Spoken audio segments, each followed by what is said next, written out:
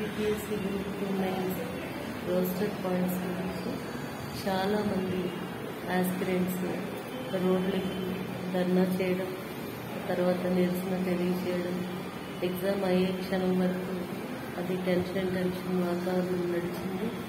ఏదేమైనప్పటికీ ముందు నుంచి కూడా ఎగ్జామ్ రాయడానికే ప్రిపేర్ అయి ఉండమని నేను మీకు చెప్పడం జరిగింది. అదేవిధంగా ఎగ్జామ్ అనేది కండక్ట్ చేశారు. ప్రతిదానికి యుద్ధరంగంలో ఉన్న సైనికుడు ప్రతి విపత్తుకి కూడా, ప్రతి పోరాటానికి కూడా సిద్ధంగా ఉండాలి అన్నట్టుగానే మనం అన్ని విధాలుగా న్యాయ పోరాటానికి సిద్ధమవ్వాలి. అదేవిధంగా ఎగ్జామ్ కూడా రాయడానికి మనం సిద్ధంగా ఉండాలి. ఎగ్జామ్ రాశాక మీరు you will be eligible to fight legally also. ఆ యుద్ధం చేయడానికి మీకు ఒక అర్హత అనేది వస్తుంది. అలాగా మీరు ఎగ్జామ్ రాయకుండా అవాయిడ్ చేయకూడదని నేను మిమ్మల్ని ప్రోత్సహించడం జరిగింది తప్ప వేరే ఉద్దేశంతో కాదు. ఎందుకంటే గత అనుభవాల దృష్ట్యా, గత 30 ఏళ్లుగా మాకున్న అనుభవం దృష్ట్యా మీరు ఎగ్జామ్ ఉందనే ప్రిపేర్ అవ్వండి అని చెప్పడం జరిగింది. I was always warning you to be prepared to write the exam. Okay, most of you have attended and have given attempt for the exam. And అనుకున్నట్టుగానే మోడరేట్ కానీ ఈజీగా కానీ ఉండొచ్చు అని చాలామంది గెస్ చేశారు. అదేవిధంగా పేపర్ మోడరేట్గా మరియు కొంతమంది బాగా చదువుకుని ప్రిపేర్ అయిన వాళ్ళకి ఈజీగా కూడా ఉంది.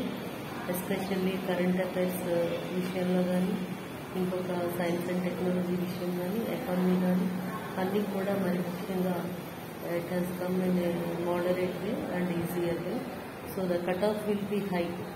కట్ ఆఫ్ మార్కులు చాలా ఎక్కువగా ఉండేదానికి, హైగా ఉండేదానికి అవకాశం ఉంది.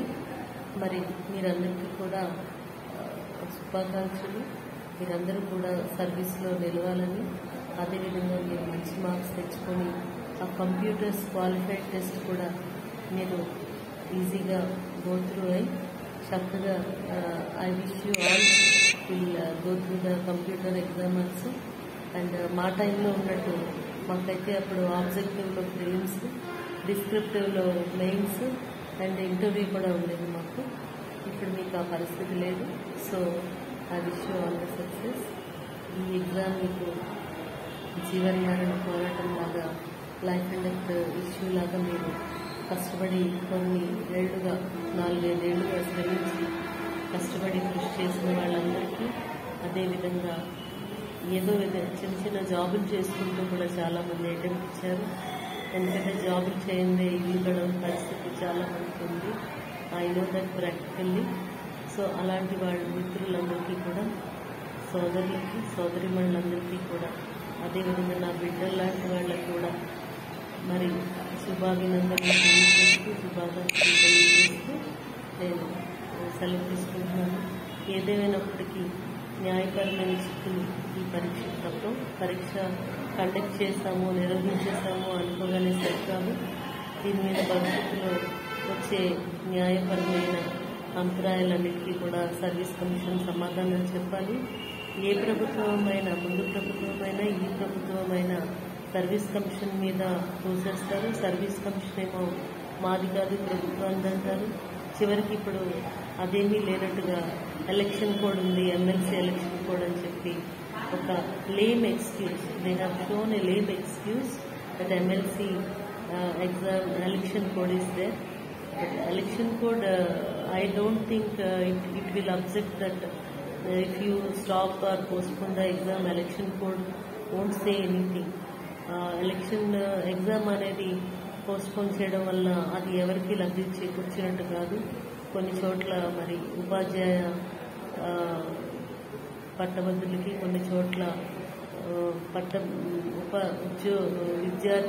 ఉపాధ్యాయ ఎమ్మెల్సీలకి, కొన్ని చోట్ల పట్టభద్ర ఎమ్మెల్సీలకి జరుగుతున్నాయి.